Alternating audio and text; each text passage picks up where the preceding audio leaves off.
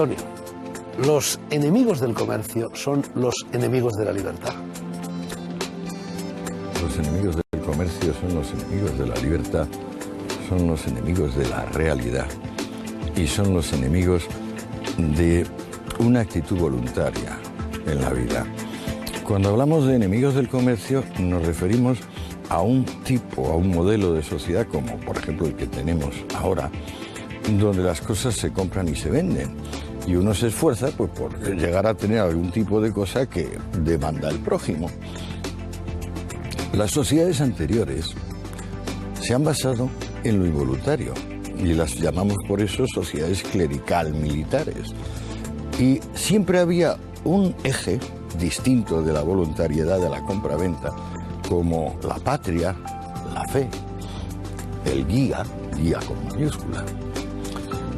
Los enemigos del comercio son los enemigos de esa necesidad que la vida tiene de ser prosaico, de que no siempre vamos a salir adelante con lo sublime, con la verdad con mayúscula. Este señor se llama Antonio Escootado, es filósofo y publicó poco antes de que terminara el año 2008 este libro, Los enemigos del comercio, historia de las ideas sobre la propiedad privada. Es el primer volumen y lo publica, será también el mismo editor quien publique el segundo, lo publica Espasa. Antonio, en la portada de este libro se ve, en fin, un cuadro que reproduce la escena en la que Jesús de Nazaret, de Galilea, expulsa a los mercaderes del templo.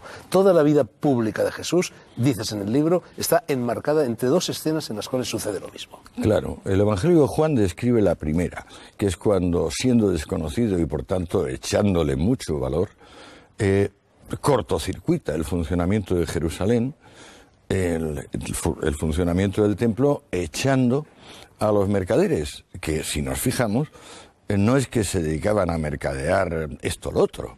O sea, lo que los mercaderes vendían eran ofrendas, víctimas para Yahvé, es decir, para Dios. Palomas, corderos, hasta vacas. O sea, la famosa hecatombe es un sacrificio de 100 vacas y era bastante usual en las ceremonias del Templo de Jerusalén. Cuando es desconocido, se atreve a cortocircuitar el funcionamiento de la ciudad. Es decir, es algo equivalente, por ejemplo, a que un hombre ahora se presentase en la Meca y dijese que las personas no pueden dar la vuelta al recinto y acercarse a besar la piedra sagrada. No, que es que hay que hacer otras cosas. Naturalmente esto hace falta mucho coraje. Luego, al final de su vida pública, ya apoyado en unas masas campesinas que le acompañan en el Domingo de Ramos, vuelve a hacer lo mismo.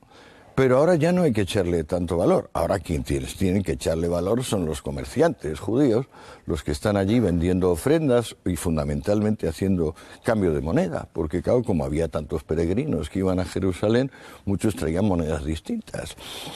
Y hace lo mismo, pues eso, desde el Domingo de Ramos hasta el Viernes Santo.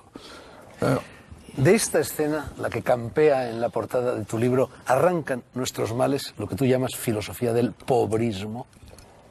No, nuestros males en realidad tienen mil orígenes y van a tener 1000 salidas. No, esto es simplemente la más ambiciosa actitud alternativa al comercio para vivir bien y mejor. O sea, las personas pueden pensar que su meta es la libertad y que aunque la libertad ni se coma ni se pese, el no tenerla es muy duro. De modo que hay una sociedad basada en que la gran meta, tanto individual como colectiva de los seres humanos, es la libertad. Y hay otra, casi tan antigua, pero a mi juicio un poquito posterior siempre, que es la de decir: ¿dónde demonios nos va a llevar la libertad? Nosotros lo que en realidad queremos es seguridad. Y la principal seguridad que queremos es que las cosas sigan siendo como antes eran, sin cambios. El comercio introduce cambios. Lo que acabas de decir es más o menos lo mismo a lo que apuntaba Erich Fromm en aquel libro que se llamaba Miedo a la libertad. El miedo a la libertad anida en el corazón del hombre y desde ese punto de vista no hay salida. Una y otra vez esta hidra, cuya historia tú trazas en el libro, va a asomar la cabeza. Bueno, más que una hidra, en el libro se plantea como las espirales del ADN, que como sabes se replican siendo paralelas. Yo en este caso lo que sugiero, debido a estos 10 años de investigación, ya de detalle, concreta, es que la reclamación de seguridad siempre viene un poquito después de un progreso de la libertad. Por ejemplo, Julio César, el gran estadista romano.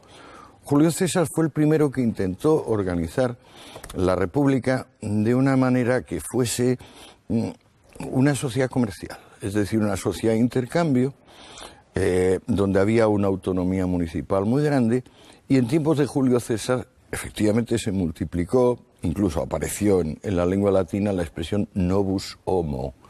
Novus homo es lo que hoy llamaríamos empresario, el que se crea a sí mismo, el que no tiene la vida escrita ya por la cuna, definida por la cuna. Fue precisamente como consecuencia de las reformas de Julio César y del pequeño momento donde el Imperio Romano no fue un Saturno que se comía a su prole, porque luego se convirtió en un Saturno que se comía a su prole, fue entonces cuando surgió la gran alternativa, digamos, de seguridad representada por el cristianismo.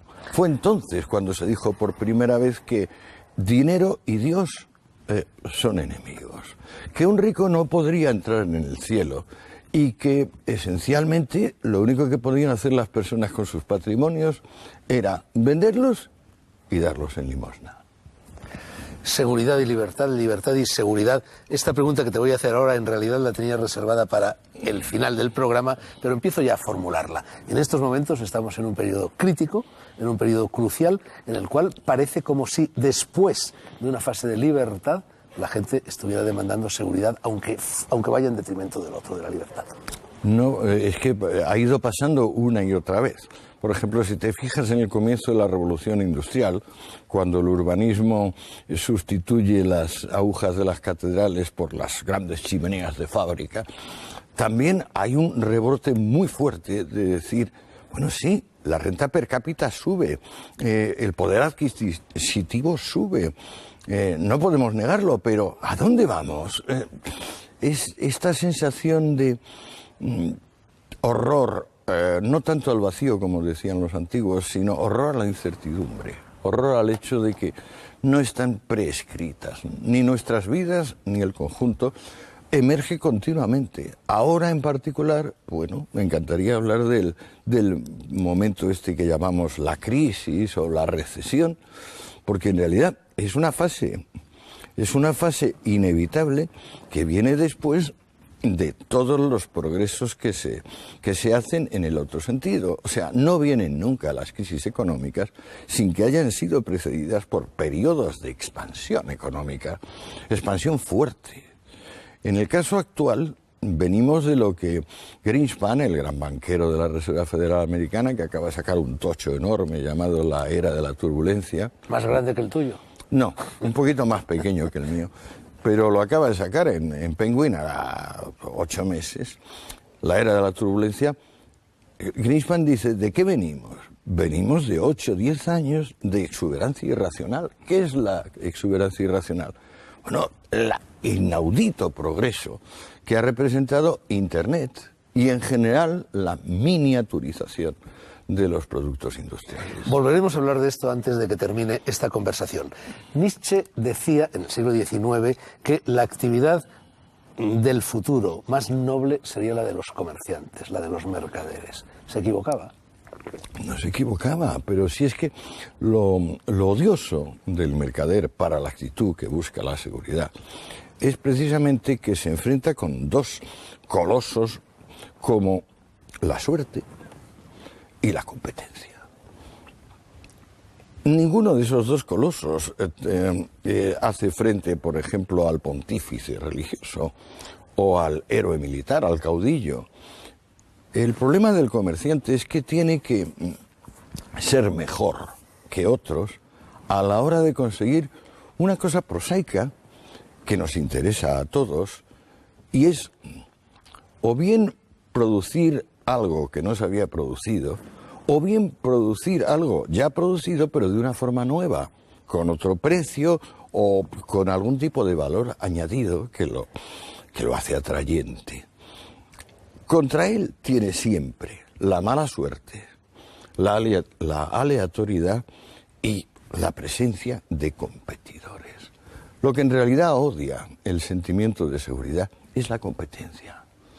Porque hasta donde puede llegar, digamos, el clérigo y el militar y el místico, el espiritualista en general, es a una justa medieval, de esas de Ricardo Corazón de León, con grandes lanzas, o si no, a someterse al cónclave de los aspirantes a papa, al cónclave secreto, hasta que al fin ya consigue la votación.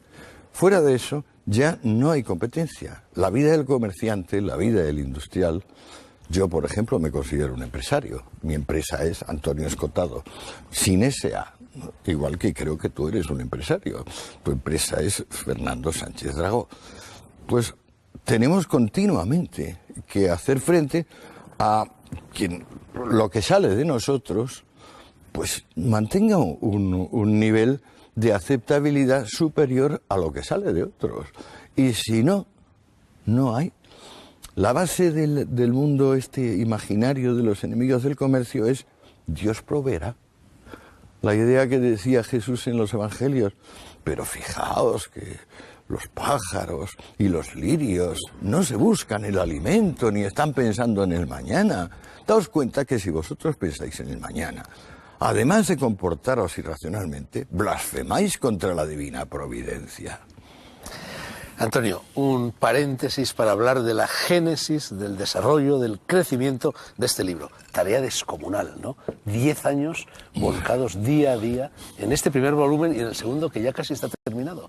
El segundo estaba terminado antes que este. Lo que pasa es que me di cuenta que no podía empezar con Carlos Marx, que la cosa venía de mucho más gorda, entonces me metí en un nuevo cisco.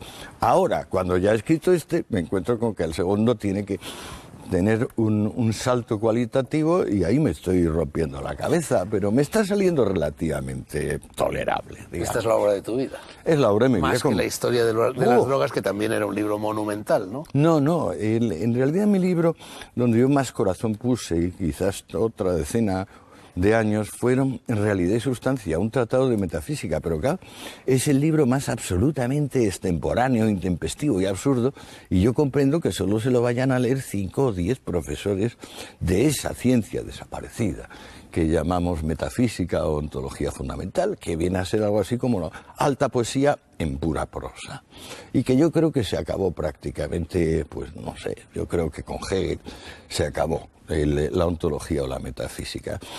Pero no, este tiene la ventaja de que como me obliga a estudiar en cada momento la economía, la sociología, la estética, la política y luego lo que siempre ha sido el contenido de la historia, que es la peripecia personal de que si fulano y mengana estaban bien o estaban mal y que si fulano le mató al otro y toda esa parte que es lo que constituye el 95% de la historia recordada, o de la historia que está en la gente, al darme ocasión de querer saber todo de un asunto, pues no acabo sabiendo todo, pero sí que me llena las horas de cada día, las horas de cada mes, las horas de cada año. Le va dando sentido a la vejez.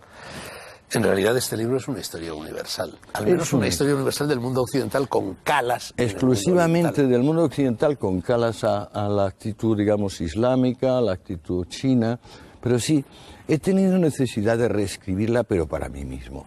El libro es una obra de autoaclaración.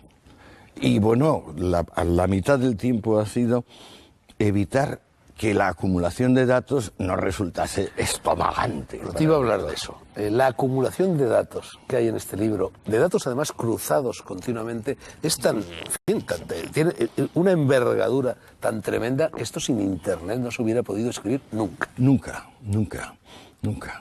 En realidad yo descubrí Internet allá por hace 5 años o así, lo descubrí como reserva de las grandes obras de la humanidad que no eran accesibles, bueno, grandes y pequeñas, por ejemplo... Las primeras fuentes. Claro, fuentes primarias, digamos, desde el siglo III de nuestra era, que es cuando se acaba la Edad Clásica y empieza el Bajo Imperio y las sombrías tinieblas del mundo seguro, pues desde entonces hasta el 18-19, que un buen lector como nosotros ya empieza a tener textos, pues todo eso, ¿dónde demonios tienen los cronicones medievales? ¿Dónde está el derecho medieval o del renacentista o barroco? Pues está en Internet. Es cuestión de buscarlo un poquito, pero igual que se habla de que los seres humanos no son suficientemente generosos y no ceden en limosna, entres en Internet y se observará que millones de personas regalan su tiempo en forma de le digitalizo esto, le digitalizo aquello, le hago un estudio de aquello, perfectamente gratuito. Yo, por ejemplo, mi obra está en Internet bajo un sistema que me propuso el amable hombre que me ha hecho la página, porque yo nunca me metí en esto, que se llama Copy Freedom. Copy Freedom significa usted es totalmente libre de copiar e incluso citando. Pero si tuviera la gentileza de citar el origen, pues estaría bien. En lo que se refiere a las fuentes primarias que has mencionado, bueno, las fuentes son las fuentes, ahí no hay trampa ni cartón. Pero en cambio, en lo relativo a los demás datos que circulan por Internet, muchos de ellos son falsos, muchos de ellos están equivocados. Es decir, hace falta una tarea de verificación constante por parte del investigador, tú en este caso. La expurgación de fuentes se pueden dar gato por liebre continuamente. Siempre ha sido así. Uno de los defectos graves que tiene mi historia general de las drogas es que por las circunstancias donde tuve que escribirlo, no hay una selección de fuentes rigurosa, es decir, no se toma con la misma seriedad el testimonio de un Tácito que el testimonio de un periodista alemán que te está hablando de los hábitos de Tácito, por ejemplo, en este mismo caso. Lo que pasa es que la sección de Internet dedicada al recuerdo, a la memoria, es singularmente fiel, digna de confianza. Donde Internet empieza a flaquear es donde ya se mezcla con, que pudiéramos llamar, el aburrimiento humano, la falta de sustancia. Esa falta de contenido que hace que las personas, por ejemplo, ahora, en vez de utilizar somníferos para dormir, tengan que tener puesto el televisor, porque no se pueden dormir más que con el televisor puesto. Yo nunca se había calculado, yo creo en la historia de la medicina, que los televisores iban a ser básicamente los hipnóticos del mundo actual, pero así es. Al menos para dormir las siestas son sumamente útiles, ¿no? Antonio, el libro lleva dos dedicatorias. Una de ellas reza a Enrique Galán, que yo no sé quién es, que me dio el consejo justo sobre este libro. ¿Cuál fue ese consejo? Me dijo Enrique, que es un físico y psicólogo, me dijo, reescribe el libro. ¿Cuando lo tenías prácticamente terminado? Sí. Me lo dijo hace 5 o 6 años. Y me pareció el gran consejo, porque es que yo había ido allí acumulando la información de una manera que Hegel llamaría inmediata, pero es que el destino de lo inmediato es ser abolido. Hacía falta masticarlo, remasticarlo por completo. El segundo nombre que aparece en la dedicatoria es de un amigo común, Carlos Moya, al que llamas faro de nuestra generación. ¿Tú te consideras miembro de una generación? Sí. ¿Qué es esa generación?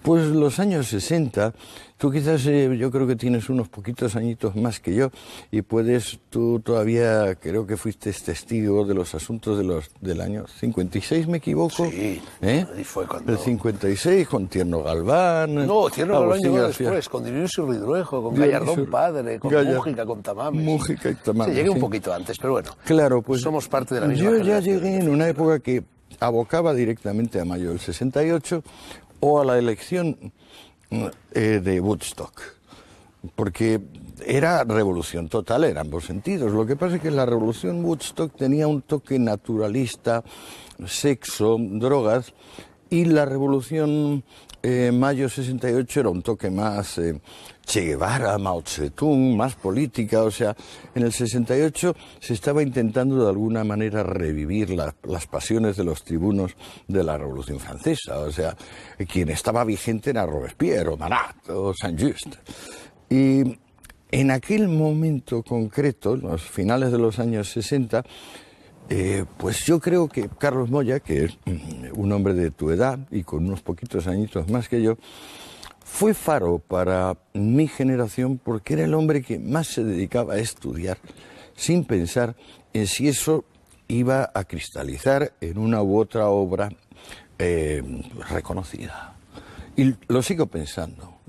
Cuando una persona acumula y acumula información por pasión de conocimiento, es el faro de todos los que le rodean. Tú has tenido siempre mucho interés por los estados de conciencia, algunos de ellos alterados, y te has movido con singular destreza por esos estados de conciencia. Tú has pasado, y eso se aprecia muy claramente leyendo tu libro, por 3 estados de conciencia ideológicos. Un primer estado de conciencia cristiana, un segundo estado de conciencia roja y un tercer estado de conciencia, bueno, este es liberal. Cierto.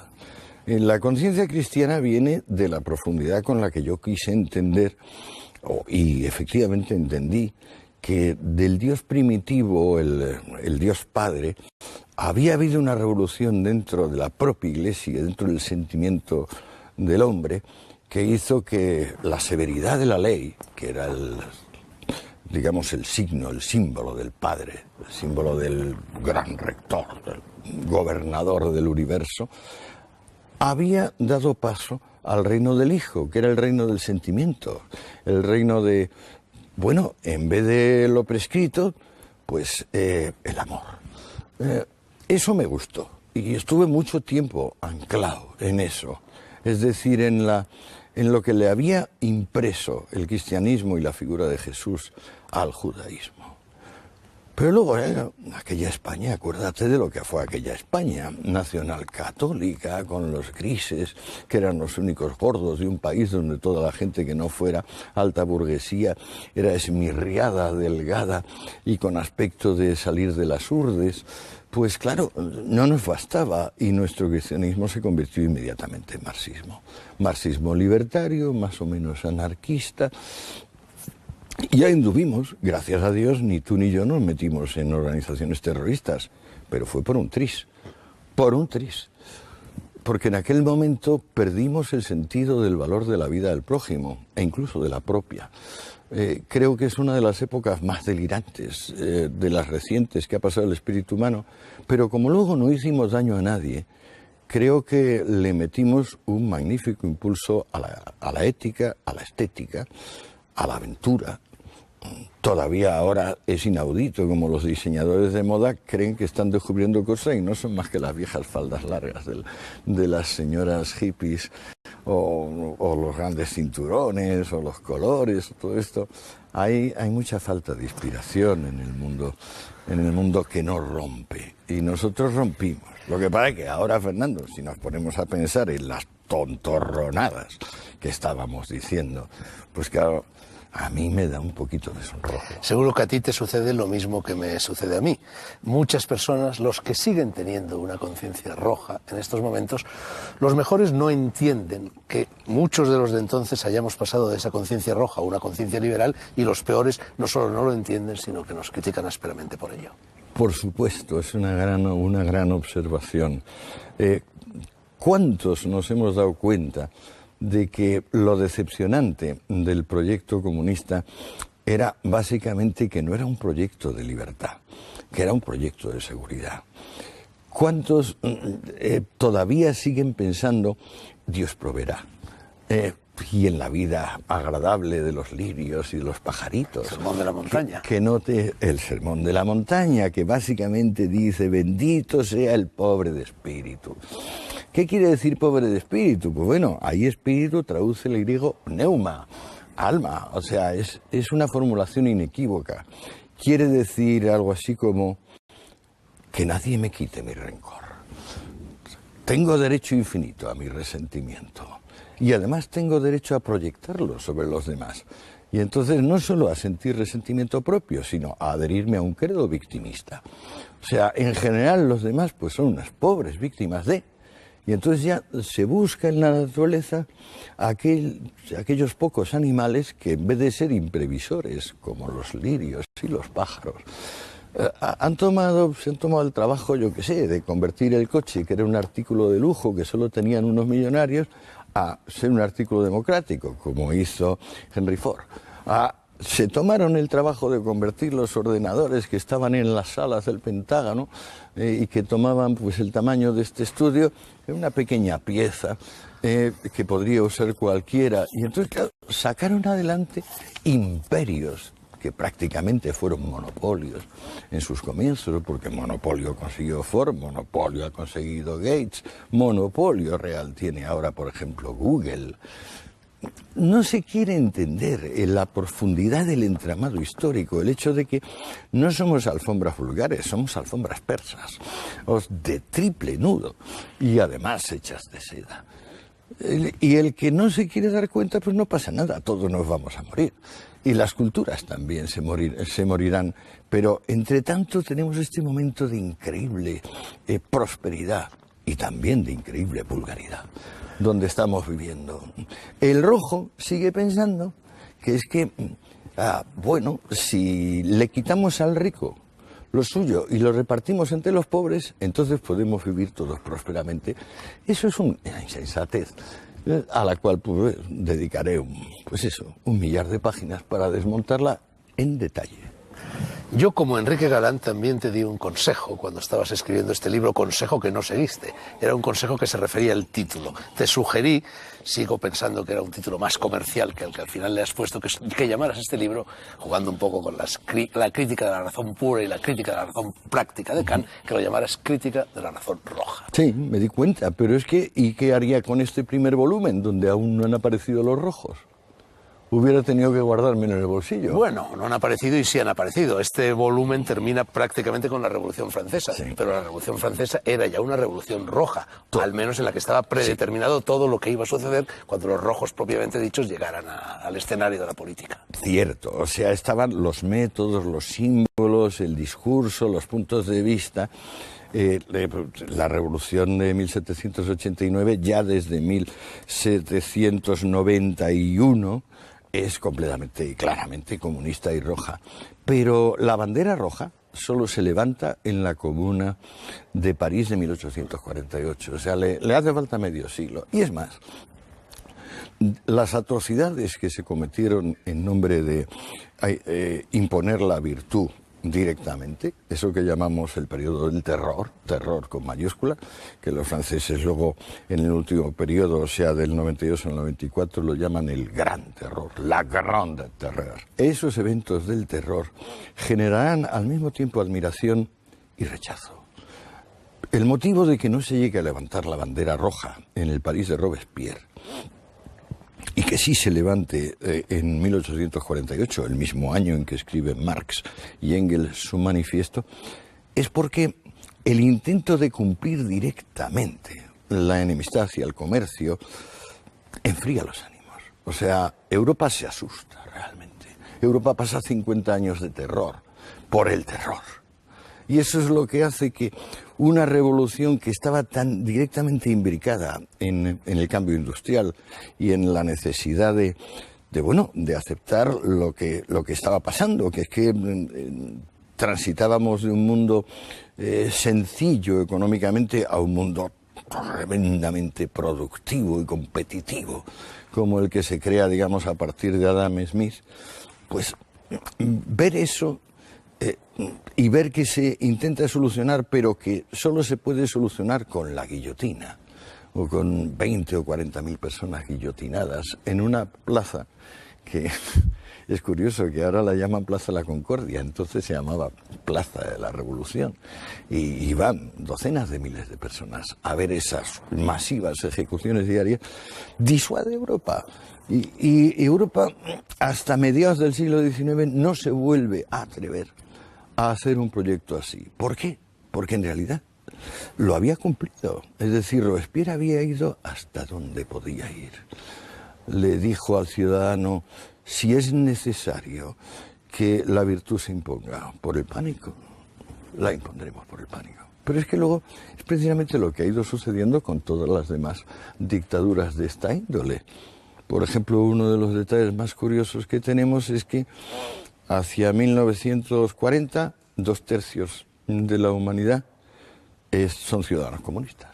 bueno, no, 1950, 2/3 de la humanidad, o 60, son ciudadanos comunistas. 2/3. Hay 22 o 26 países comunistas. En alguno de ellos llegó el régimen comunista por vías democráticas. En ninguno. Todos fueron golpes de Estado. De modo que la voluntad de la inmensa mayoría, como decía Marx, siempre tuvo que encauzarse por la voluntad de la pequeña minoría, del grupo golpista.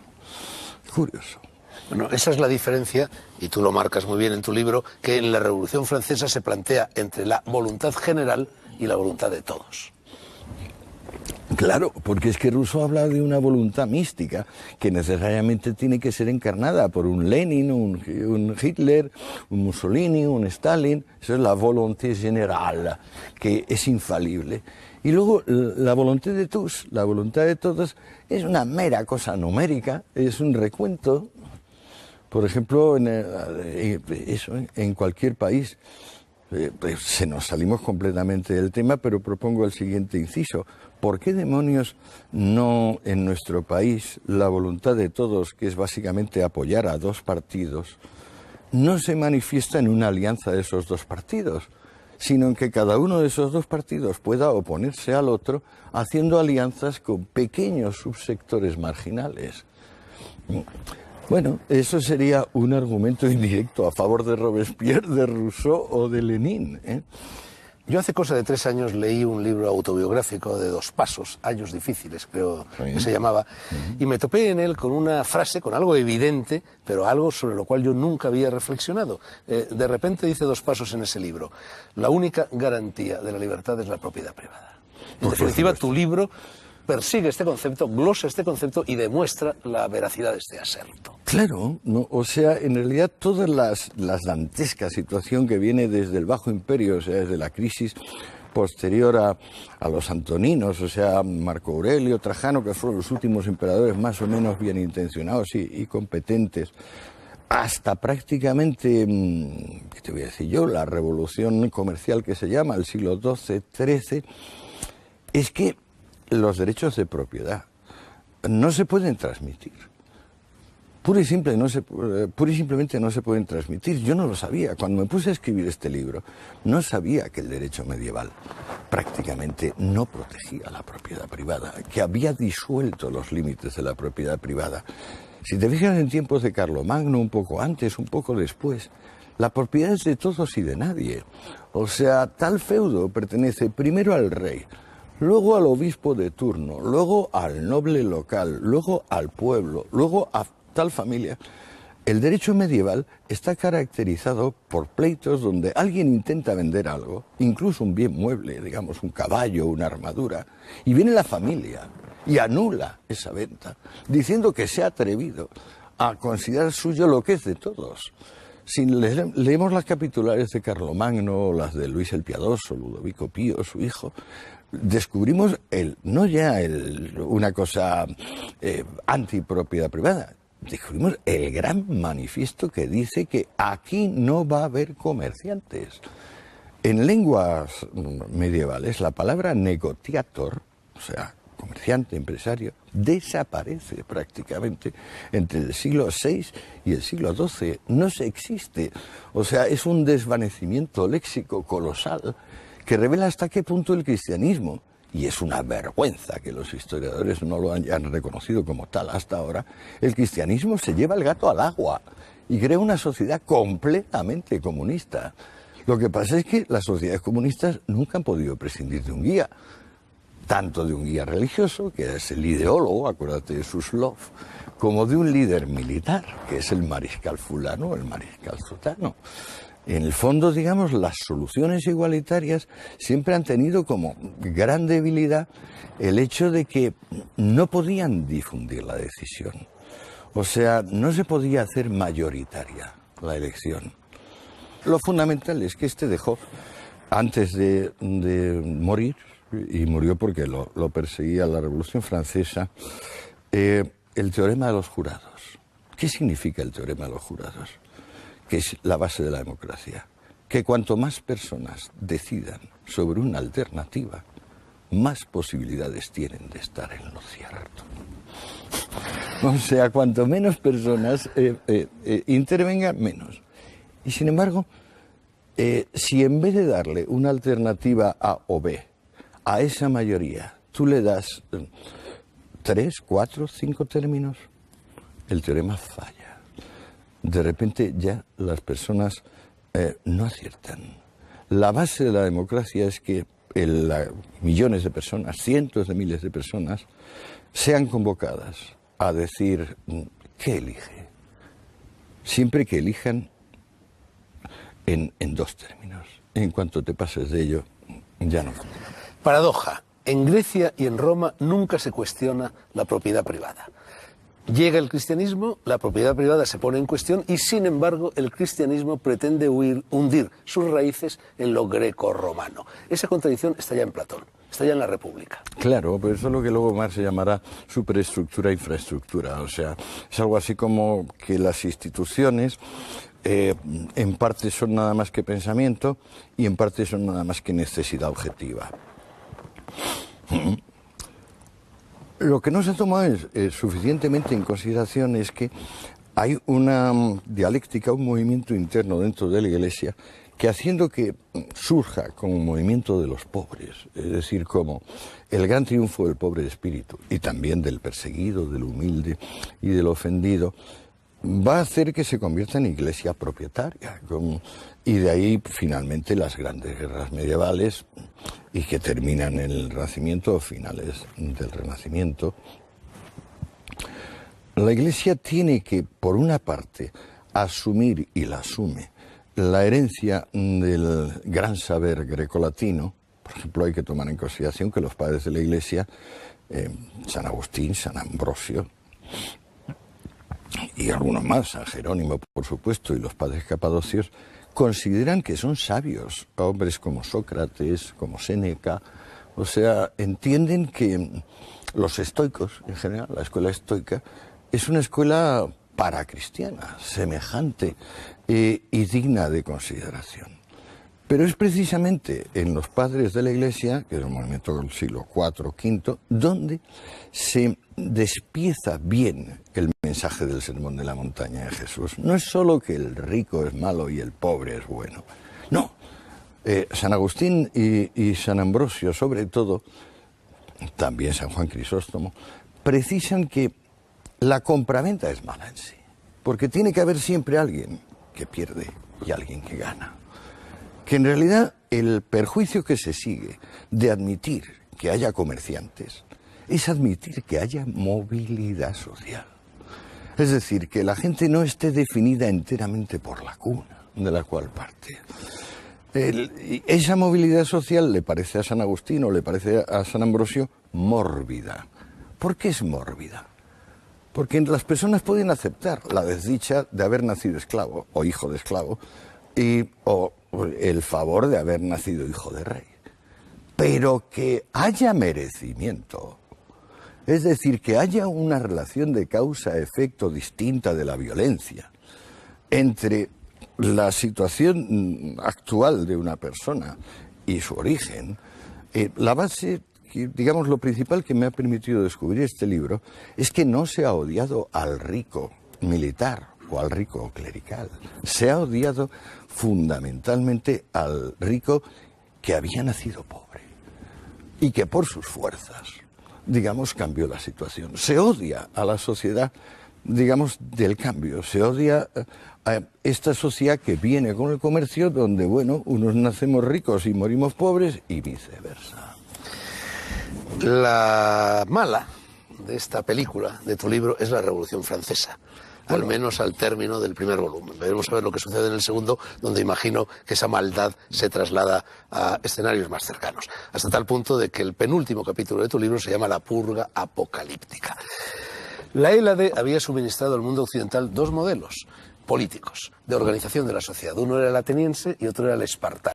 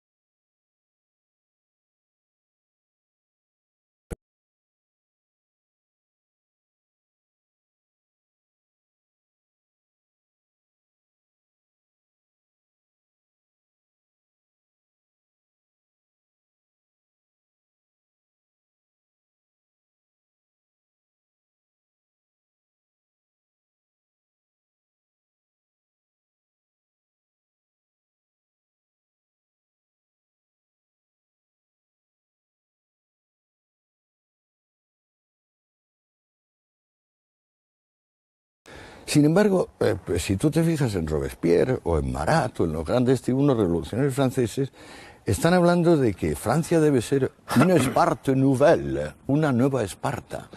Debe ser repartida como la habían repartido los espartanos, debe ser convertida en cuartel y en templo de adoración nacional. Otra de las cosas que tiene de conexión inevitable el comercio consigo mismo es ser cosmopolita. Esto que llamamos ahora la globalización, por ejemplo, no es más que un subfenómeno del desarrollo del comercio. Con el comercio ha venido la más grande revolución que el ser humano ha conocido, a mi juicio, que es que las personas se hagan profesionales. Hasta entonces las personas no eran profesionales. Unos habían nacido campesinos y los otros, bueno, el único cauce de movilidad social era la iglesia y el ejército. Pero no había alguien que centrase su vida en yo soy un experto en hacer esto. Y no solo soy un experto en hacer esto, es que esto me da una alegría y me permite hacer frente a la muerte sin temblor. Antonio, en tu libro está muy claramente descrita algo que yo llamaría la confusión tipográfica de la Revolución Francesa. La Revolución Francesa se lleva a cabo en nombre de la libertad, con minúscula, y poquísimo tiempo después de que estalle, esa libertad con minúscula pasa a ser libertad con mayúscula, se deifica. Lo mismo sucede con la razón, se hace también en nombre de la razón con minúscula, la razón ilustrada, prácticamente al día siguiente de la toma de la Bastilla, la razón se escribe con R mayúscula y pasa a ser una diosa. Es decir, en nombre de la secularización se produce todo lo contrario, una confesionalidad de la revolución. Muy bien, Fernando, se ve que lo has leído muy bien. Es que el mundo precomercial es básicamente patético-enfático. El mundo comercial es prosaico. Prosaico en el sentido en que es prosaica la ciencia. O sea, que es que en realidad no puedes decir que una ecuación sin despejarla y ver que normalmente tiene muchos decimales. Esta actitud de observación concreta y de, digamos, de trial and error, de ensayo y error, pues esto es lo que caracteriza, por ejemplo, yo qué sé, yo escribo este libro y a lo mejor no lo va a leer nadie. Tú llevas este programa y a lo mejor desciendes o subes en audiencia. Desde la perspectiva comercial, desde lo que se llama sociedad comercial, que es la sociedad liberal, o la sociedad basada en que el valor supremo es la autonomía, aunque esto implique indeterminación, comparada con la otra, que es la sociedad de la seguridad. Entonces ya no se puede hablar de la libertad con minúscula en el sentido de iniciativa práctica, de que tú puedes seguir con este programa o yo puedo seguir escribiendo, pero si no quisiéramos, no querríamos. No. Todo se convierte en absolutamente importante. Hay un tono, digamos, de relieve, que por eso he llamado antes patético-enfático, pero que se puede emplear en otros sentidos, que es misional, por ejemplo. No sirve para ello. Dogmático, no sirve para ello. Cuando vemos que la vida está tan llena de, no ya de cambios, sino de cambiar de idea.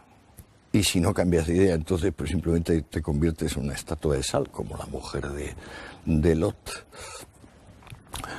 Siempre hay esta reserva de decir, no, es que ahora, antes había una libertad mera, simple libertad. Ahora hemos deificado a la libertad, como Weber hace. No es que tengamos procesos racionales y que unos despejen bien las ecuaciones y otros las despejen chapuceramente. No. Hemos cambiado todas las iglesias de Francia y más de 1000 templos. Son templos a la razón, con mayúscula. Esto es consustancial, porque si tú te fijas luego en el proceso que se puede dar en la China de Mao o el que se da en la Rusia de Lenin, siempre implica el mismo movimiento patético, enfático, dogmático, adjetival. Empiezan a importar mucho más en el discurso los adjetivos y los adverbios que los sustantivos y los verbos, aunque los sustantivos y los verbos son la esencia de la lengua.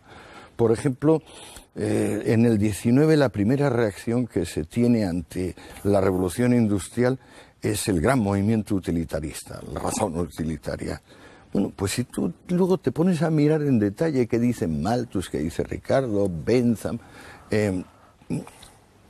no hablan son hedonistas, no hablan de lo deseado o de lo que deseamos, no, hablan de lo deseable. Se hace todo adverbial. Igual sucede con los revolucionarios franceses, o sea, el lenguaje se convierte en una caja de resonancia emotiva, en vez de en un vehículo de traslación de información objetiva. Antonio, nos quedan apenas 10 o 12 minutos y querría dedicar los últimos minutos, eso será después de los anuncios, pero antes te quiero formular un par de preguntas de respuesta breve, por favor. Sí. Era Toynbee y otros muchos autores quien dijo que el socialismo y el comunismo eran sectas o herejías del cristianismo. ¿Estás de acuerdo? Estoy completamente de acuerdo. Pero sectas, es que el propio cristianismo es secta. Yo creo que hay como una íntima copertenencia en el corazón humano y sobre todo en el corazón del occidental y del hombre culto, donde por una parte somos comunistas de alma, en parte por compasión de los demás y en parte por quizás autodesprecio, y otra parte donde somos liberales y queremos, bueno, que no se nos corten las alas. Pero que esto está dentro del ser humano. Por tanto, no estoy tan de acuerdo como que sean sectas, como que el ser humano tiene esta cuestión que despejar dentro de sí mismo. Si el victimismo es el camino o no lo es. Otra paradoja. Dentro del cristianismo se produce cuando llega Lutero, cuando llega el protestantismo, cuando llega Calvino. Se detiene, en cierto modo, el proceso de oscurantismo iniciado por el catolicismo y aparece algo que, en definitiva, va a conducir al capitalismo. Lo bueno es que ya lo ha conducido. Yo lo trato con más de cerca este asunto. El capitalismo ha llegado ya con la letra de cambio, que posiblemente es el gran invento de los judíos para defenderse de las terribles persecuciones medievales. Y esto estamos hablando del siglo XII. Calvino y Lutero son del XVI y van a producir esa gran perla de la realidad de la libertad que es Holanda, la Holanda del siglo XVII. País admirable, donde sí, los haya. Claro. No, con Calvino y Lutero lo que queda muy claro es que el cristianismo se quita la hipoteca pobrista. El cristianismo tiene suficientes contenidos, piensan Lutero y Calvino, también lo piensa la Escuela de Salamanca, también lo piensa la Contrarreforma. El cristianismo no necesita ser pobrista. El cristianismo es la enseñanza del amor y el cultivo del respeto interpersonal. Y entonces no es para nada preciso que los ricos sean malos, que los pobres sean buenos, que la compraventa sea equivocada y que la propiedad sea un crimen y que el comercio sea el instrumento de ese crimen. Con Calvino y con Lutero queda claro, pero queda también claro con Molina, con Báñez, con Suárez, con Soto, con los españoles de la Contrarreforma.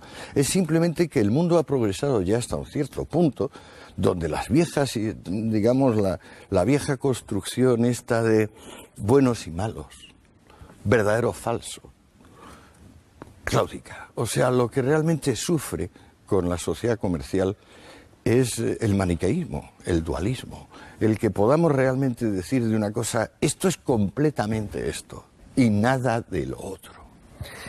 Lo de hoy, la crisis, la recesión, la depresión, que también está en este libro, aunque este libro de momento es el primer volumen, se detenga en la Revolución Francesa, llegará después de los anuncios.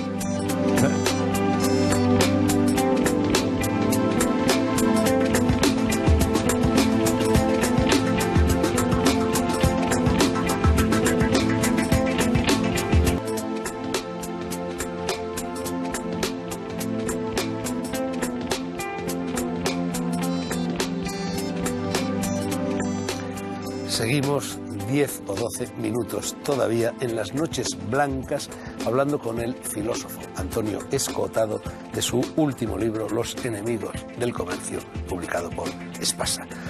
Antonio, prometí antes de los anuncios que íbamos a hablar de las consecuencias que se derivan de la lectura de tu libro aplicadas al momento actual.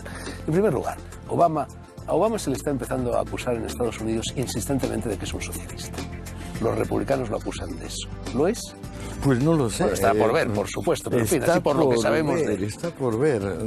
La verdad es que le ha dado una inyección de optimismo al mundo en un momento donde le venía fenomenal. Y de mesianismo también, ¿no? Sí, bueno, pero mesianismo parece más fuerte todavía en el caso de su antecesor, Bush, que parece como una especie de error extraño de la historia, porque tener a una familia de presidentes de los Estados Unidos como George Bush padre y luego George Bush hijo, que son los dos una mezcla de analfabetos y de gente entrampada con el big business, el gran negocio, los grandes negocios americanos, ha sido pues una de las desgracias de finales del siglo XX y principios del XXI.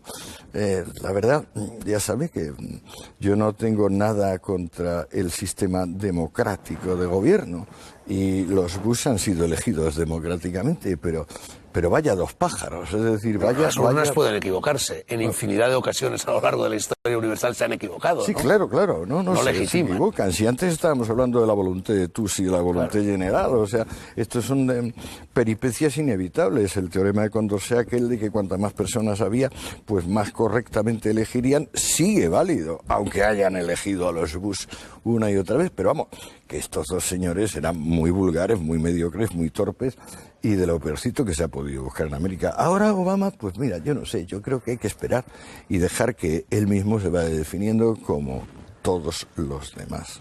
¿En qué parará la crisis actual, si es que para? ¿El liberalismo saldrá indemne de ella? Porque en estos momentos, una vez más, está puesto en tela de juicio. Bueno, es que se le acusa de haber causado lo que no ha causado en modo alguno, pero en fin. Es una de las ridiculeces. Se supone que el fraude, la estafa, que es el consustancial a la sociedad clerical militar, que es lo que hacía, digamos, pues la sociedad espartana, la sociedad romana, la sociedad medieval y la sociedad anterior al régimen democrático de transparencia, elecciones y prensa libre, que es el que tenemos. Bueno, se le atribuye la estafa y el fraude al mundo liberal cuando en realidad es la hipoteca que arrastra de ser el heredero de sociedades clerical militares.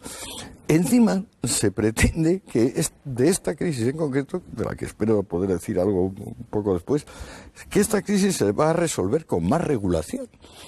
Y esto es completamente ridículo. Esto es tan absurdo como pensar que el problema de que tenemos pocos hijos en España o de que hay miedo al matrimonio se va a solucionar con la Ley Integral de Violencia de Género del 2003, que lo que hace es poner el matrimonio mucho más peligroso y entonces, pues claro, va a reducir inevitablemente, va a producir una chepa demográfica a su debido tiempo. No puede solucionarse la crisis actual con más regulación, pura y simplemente porque los problemas de la crisis actual se deben en gran medida a la regulación. Lo que pasa es que a una mala regulación. Las personas que hablan de esto deberían informarse. Por ejemplo, deberían informarse de que la prensa en España y en los demás países, en vez de aclararle a las personas lo necesario en todo problema, que son contextualizar, relativizar los fenómenos, vincularlos con fenómenos contiguos, anteriores o paralelos, en vez de hacer esto, pues prefiere atizar las llamas del alarmismo. El alarmismo es lo que ven. Creo que tienes en ese libro algo al respecto de la crisis. Claro, bueno, es que en 1837 se echa de menos que un solo órgano de prensa en España, o que yo sepa en el mundo entero, no recuerde que cada vez que ha venido un periodo de gran expansión económica, que es el que nosotros llamamos exuberancia irracional, y ha venido determinado primero por las empresas.com y luego por Internet, cada vez que hay un periodo de exuberancia irracional, sigue una fase contractiva. O sea, inevitablemente, como es en la vida, o sea, cada vez que uno hace mucho ejercicio, luego se queda, digamos, sin aliento. Eso es dialéctica hegeliana, tesis, pura, antítesis, claro, pero es síntesis. que es elemental. En 1837, un gobernador del Banco de Inglaterra, llamado Lord Overstone, aquí me traigo la chuleta, que es la historia del análisis económico de Schumpeter, en 1837 dice algo que, a mi juicio, si lo dijese una sola televisión, el público se calmaría. Esta lo va a decir. Ahora, que esta televisión lo va a decir. Esta lo va a decir, sí.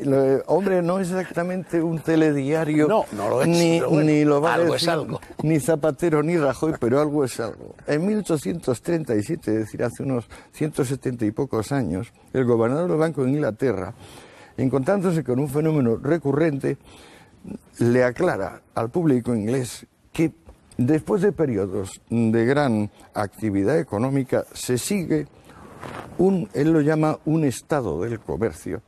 Ahora nosotros lo llamamos ciclos. También ahora sabemos que los ciclos son parte de superciclos mucho más amplios, de 40 o 50 años, pero el Lord Overstone dice que el estado del comercio en 1837 va a seguir por las siguientes 10 etapas. Reposo, mejora, confianza creciente, prosperidad, excitación, recalentamiento, convulsión, presión, estancamiento, escasez y nuevamente reposo. ¿En cuál estamos ahora? Yo creo que ahora estamos prácticamente en la fase de... Me parece que estamos al principio, excitación. Yo diría que estamos al principio. O sea, creo que el ciclo actual incluye varios ciclos negativos adicionales, va a ser uno de los más largos, pero es que también corresponde a una de las fases de alza más largas que ha conocido la historia económica de los últimos, digamos, 50 años. Consumismo, propiedad privada, libertad de comercio, ¿son parámetros equivalentes? Pues parece que sí. Sí, yo creo que el gran tema de ahora para el futuro es ver si esto que tenemos, que es una sociedad de consumo donde el poder adquisitivo ha crecido fantásticamente y hay un acceso a muchísimos más bienes y servicios para muchísimas más personas que nunca, si esto es suficiente, si esto complace a nuestra alma, si esto calma nuestro corazón. Hay un dato que es absolutamente imprescindible recordar, Fernando, que es que nuestras estadísticas, y aquí no se equivocan, no es el manejo de estadística que hacen los políticos para echarle en cara al uno al otro en vista de las elecciones, no, hablamos de una estadística más seria. Desde 1770, un poquito antes de la publicación de La riqueza de las naciones de Smith, hasta 1990, un periodo muy amplio, 220 años, tenemos una media de crecimiento en la renta per cápita para el mundo occidental. Esa media es el 2%.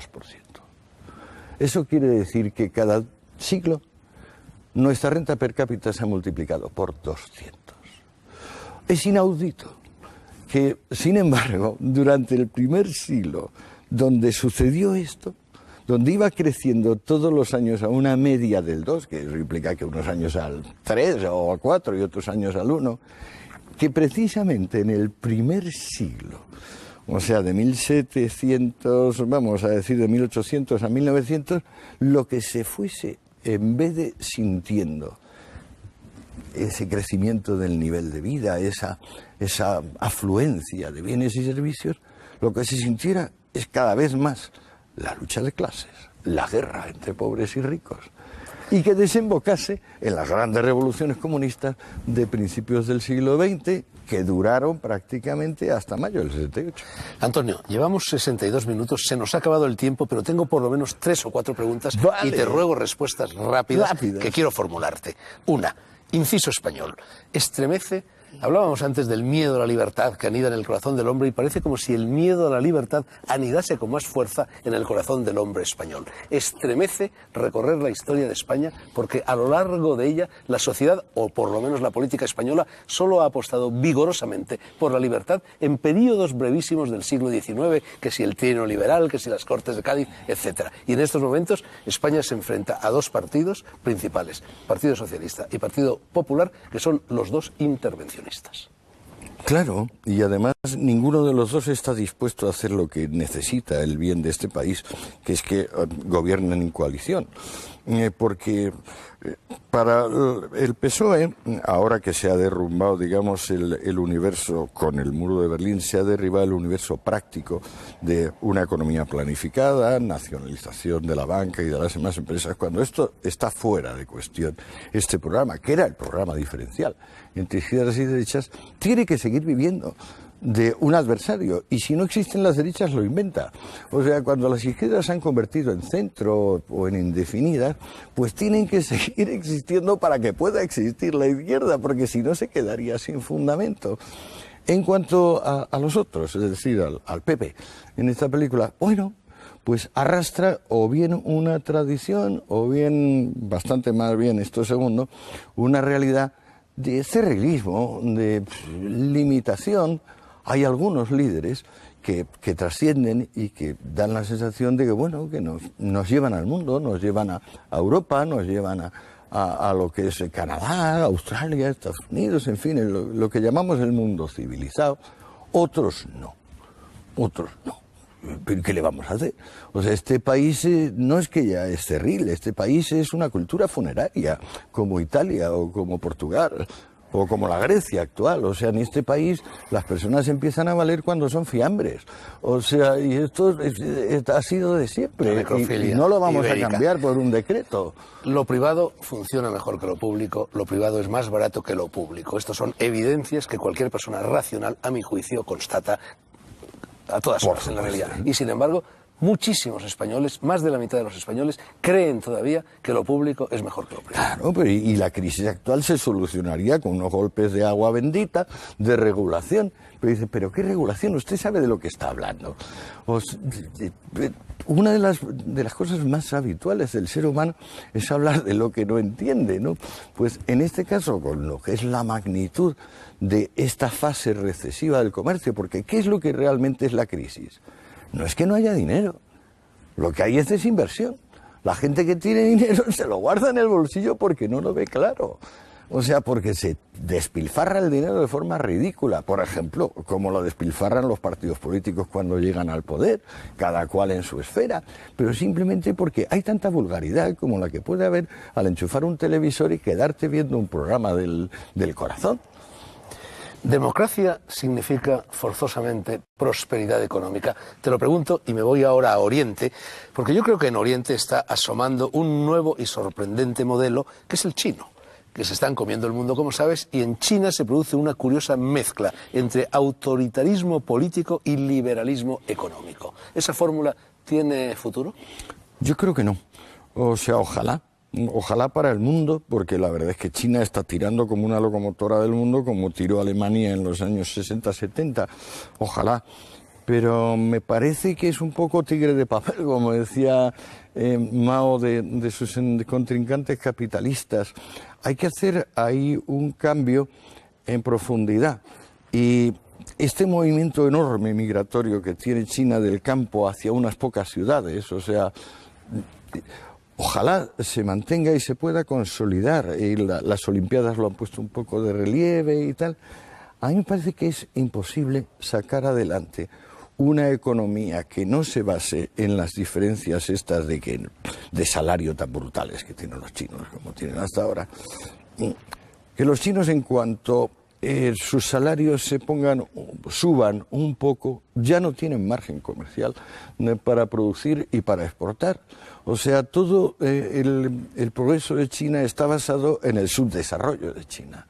En el momento en que China o la India consigan unas tasas más altas de desarrollo, van a encontrar cada vez más dificultades para importar y exportar, para mantener ese equilibrio que es el verdadero equilibrio de la vida económica, que es producir algo parecido a tu capacidad adquisitiva. Última pregunta. Europa, una vez más, va a caer en la tentación de los aranceles frente a la avalancha China, India y del sudeste asiático? Yo creo que Europa lo tiene bastante regular. ¿Europa o Estados Unidos? Yo creo que Europa lo tiene bastante regular porque el continente está viejo y además tiene poco entusiasmo. Yo miro como focos de desarrollo inmediato mundial económico a Brasil, por ejemplo.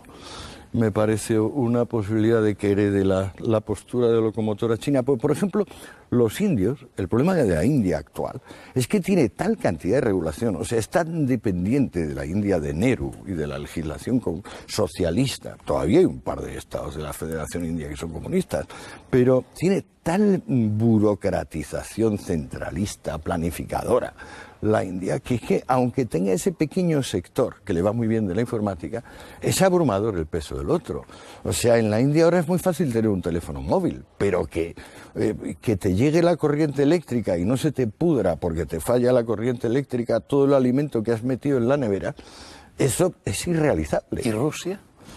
Rusia tiene una posibilidad buena, a mi juicio, con sus reservas energéticas y además tiene que... Ahora ha cerrado el grifo del gas y Europa literalmente se ha puesto a temblar. Muy bien. No, a mí la verdad es que ese pueblo con lo que ha sufrido y viene sufriendo desde Iván el Terrible de antes, pues no le puedo desear más que bien, y creo que no puede ir más que a mejor, porque todo lo que ha padecido desde Iván el Terrible es un espanto. Pero Rusia puede convertir una sociedad feudal de bandidos, de grandes bandidos, como los jerarcas ahora que se han quedado con el suministro energético, lo puede convertir en una solución original, como la que más o menos se produjo en los Estados Unidos de Norteamérica a partir de Andrew Jackson. O sea, cuando se acabó la primera generación de grandes liberales y de estadistas y el país empezó a sacar adelante las castañas del fuego, pues eso con lo que podemos llamar capitalismo salvaje, entre comillas,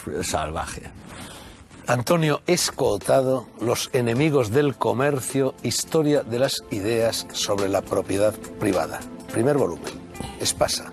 Palabras mayores, nunca mejor dicho. Más grandes no las hay. Antonio, salud, dicho sea en un contexto diferente a cómo se utilizaba esa palabra en la Revolución Francesa. Es cierto, gracias Fernando, muchas gracias. Hemos terminado.